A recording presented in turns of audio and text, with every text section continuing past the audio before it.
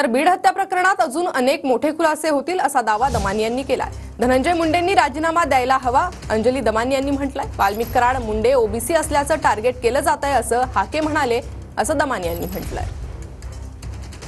गाडी बद्दल कळलं की ही गाडी आहे वाल्मिक कराडांच्या पत्नीच्या नावावर आणि ती पुण्याला गेले किती दिवस आहे, म्हणून मी आधी हे पहिलं डिटेल्स जे आहेत ते पोलीस सीपी पोलीस पुण्याचे आहेत त्यांना पाठवलं आणि त्यांना त्याच्यावर कारवाई करायची माग म्हणजे ताबडतोब ते जाऊ शकत होते म्हणून त्यांच्याकडे पाठवलं आणि आपण जे जे करू शकतो ते मी करतेय आणि मला असं वाटतं की याच्यात अनेक मोठे मोठे आता खुलासे येतीलच, ते जसजसे येतील तसतसे करत राहीन आणि जर धनंजय मुंडेंना कुठेतरी जर मनाची लाज असेल तर त्यांनी राजीनामा द्यायला हवा।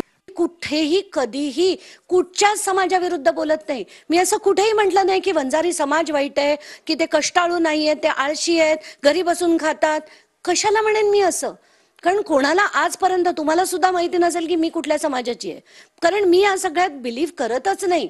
पण आता त्याला जे वळण दिलं जाते, जे आज हाकेनी सुद्धा दिलं की कराड आणि धनंजय मुंडे यांना ते अमुक समाजाचे आहेत म्हणून टार्गेट केलं जात आहे, नाही।